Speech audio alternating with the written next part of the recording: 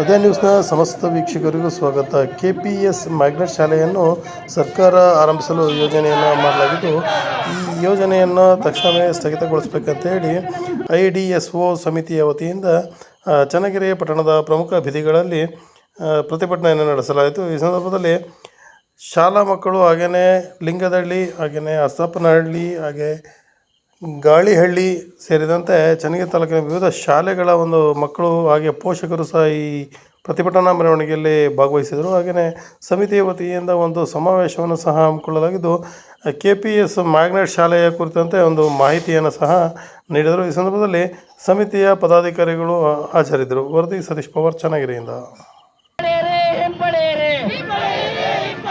ಸರ್ಕಾರಿ ಶಾಲೆಗಳನ್ನು ಕೊಲ್ಲುವ KPS ಮ್ಯಾಗ್ನೆಟ್ ಯೋಜನೆ ಧಿಕ್ಕಾರ ಧಿಕ್ಕಾರ. ಸರ್ಕಾರಿ ಶಾಲೆಗಳನ್ನು ಕೊಲ್ಲುವ KPS ಮ್ಯಾಗ್ನೆಟ್ ಯೋಜನೆ ಧಿಕ್ಕಾರ ಧಿಕ್ಕಾರ. ಬೇಕೇ ಬೇಕು ಸರ್ಕಾರಿ ಶಾಲೆಗಳು ನಮ್ಮ ಹಕ್ಕು, ನಮ್ಮ ಹಕ್ಕು. ಬಡವರ ಶಿಕ್ಷಣವನ್ನು ಕಸಿಯುವ ರಾಜ್ಯ ಸರ್ಕಾರಕ್ಕೆ ಧಿಕ್ಕಾರ ಧಿಕ್ಕಾರ.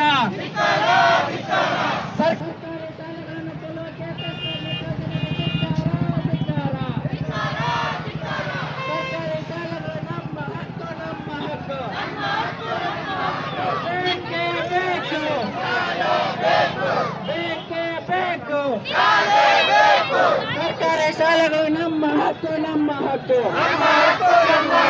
ಸರ್ಕಾರಿ ಶಾಲೆಗಳನ್ನು ಕೊಲ್ಲುವ KPS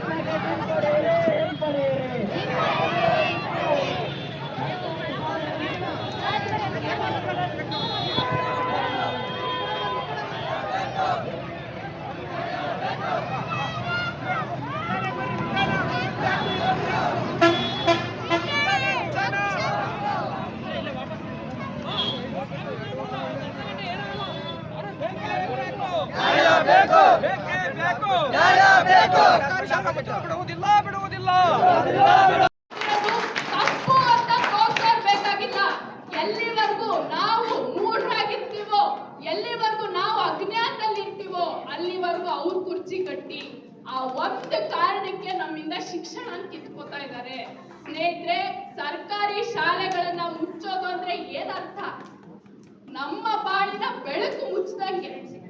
ನಮ್ಮ ಊರಿನ ಹಳ್ಳಿ ಶಾಲೆ ಮುಚ್ಚಿದ್ರೆ ಅಂದ್ರೆ ಏನರ್ಥ? ಸ್ನೇಹಿತರೆ, ನೀವೆಲ್ಲ ಬೆಳಗ್ಗೆ ಕೆಲ್ಸಕ್ಕೆ ಹೋಗ್ತೀರಾ, 6 ಗಂಟೆಗೆ ಎದ್ದು ಕೆಲ್ಸಕ್ಕೆ ಹೋಗ್ತೀರಾ. ನಿಮ್ ಮಕ್ಕಳು ಎದ್ದು ಅವಾಗವೇ ಶಾಲೆಗೆ ಹೋಗ್ತವೆ.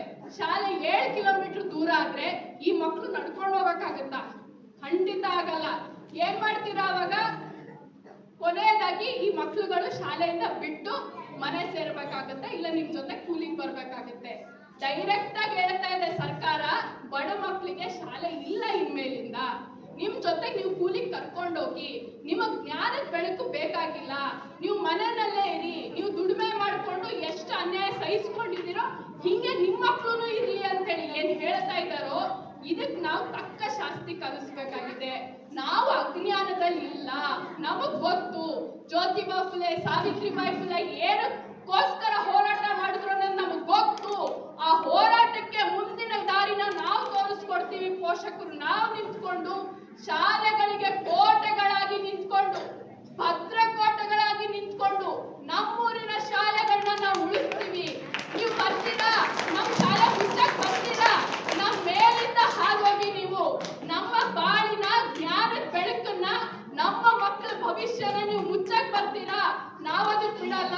ನಾವು ಕೋಟೆಯಾಗಿ ನಿಂತ್ಕೊಂಡು, ಈ ಶಾಲೆಗಳಿಗೆ ಭದ್ರಕೋಟೆಯಾಗಿ ನಿಂತ್ಕೊಂಡು ನಮ್ಮ ಮಕ್ಕಳ ಭವಿಷ್ಯನ ನಾವು ಕಾಪಾಡ್ತೀವಿ ಅನ್ನೋ ಭದ್ರ ಸಂದೇಶದ ಜೊತೆಗೆ ಈ ಹೋರಾಟನ ಮುನ್ನಡೆಸೋಣ. ಸ್ನೇಹಿತರೆ, ಇಲ್ಲಿ ನೀವ್ ಯಾರೆಲ್ಲ ಬಂದಿದ್ದೀರೋ ನಿಮ್ಮೆಲ್ರಿಗೂ ನಾನು 2 ತಿಂಗಳುಗಳಿಂದ ನಾವು ಹಮ್ಮಿಕೊಂಡಿದೀವಿ. AIDSO ವಿದ್ಯಾರ್ಥಿ ಸಂಘಟನೆಯಿಂದ ರಾಜ್ಯಾದ್ಯಂತ ಹೋರಾಟಗಳನ್ನ ನಡೆಸ್ತಾ ಇದೀವಿ.